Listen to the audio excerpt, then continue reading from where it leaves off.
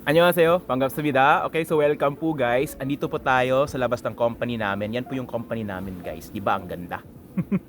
Okay, so sa vlog na ito, hindi po ako magbi-Biscore or Bisaya Korean or whatsoever.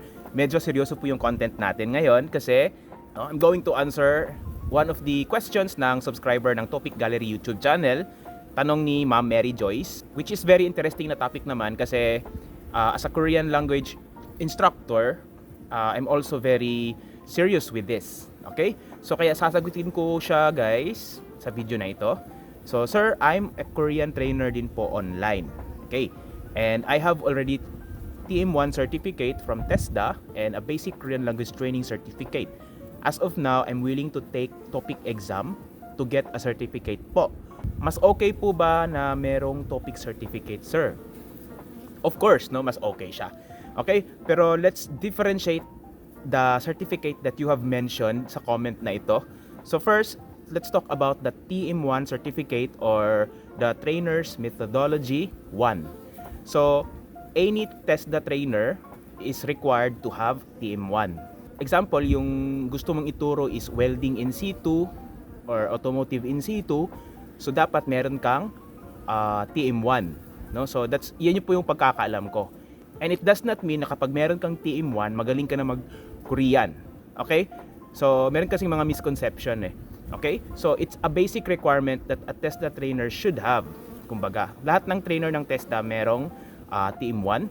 I guess napagdaanan yung TM1. And then yung sinabi pa niya dito, meron na siyang Korean language training certificate, basic. Okay? So, that's good kasi at least meron kang certificate proving that you have done formal lesson. So, ngayon, plano niya mag-take ng topic. So, when it's a topic certificate naman po guys, ito po yung standardized exam, kumbaga, standardized language test to test your Korean proficiency.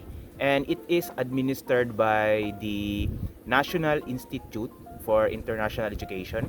Okay? So, kumbaga, once you have topic certificate, so you can use this certificate internationally, no, hindi lang sa Pinas. Whereas yung TESDA certificate, applicable lamang po siya sa Pinas. So kumbaga kung ikaw po yung magtuturo sa ibang bansa ng Korea, halimbawa pupunta ka sa ibang lugar, so yung certificate mo sa TESDA might not be applicable na kasi pang Pinas lamang po siya. Kumbaga pang Pinas lang. Okay?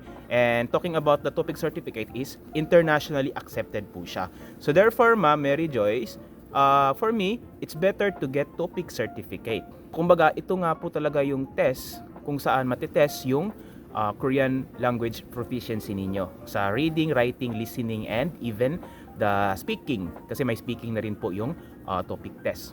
So, I advise ma'am na kumuha ka po ng topic 2 exam. Try to take the topic 2 exam and pass and aim for the highest level that you can. Or another certificate that can also increase or add your legibility as a Korean language trainer is, of course, talagang mas maganda talaga dapat sana no, na makapagtapos tayo ng bachelor's degree ng Korean language and culture major dito sa Korea. Yun talaga yung pinakamaganda. Okay, kaso napakamahal. So medyo suntok sa buwan yun kasi napakamahal ng tuition fee dito. Pero na lang kung may mag-sponsor sa iyo ng scholarship, mas maganda. But another alternative to increase your eligibility or credibility is also to take the KIIP course, the Korea Immigration and Integration Program, in which doon po matutunan niyo po yung Korean language and culture, and at the same time about the society dito sa Korea. So it's level 1 to level 5. So pag natapos niyo po yan, that means that you have done formal studying dito sa Korea under Korean universities. Sa Pinas naman po, hindi naman po talaga strict no, na required na magkaroon ka ng mga ganung certificate para lang makapagturo ka ng Korean. Kasi even without certificate, marami na po yan ngayon nagtuturo ng Korean language. So yun lamang po ma'am. Okay, so for me, the best certificate that you should have, okay, so re-range ko po siya.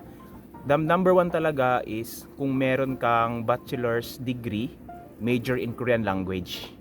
Okay, especially lalo na kapag dito sa Korea, no? Mas napakaganda no, kumbaga pag nakapag-graduate ka ng ganun, nakapagtapos ka, napakaganda, no?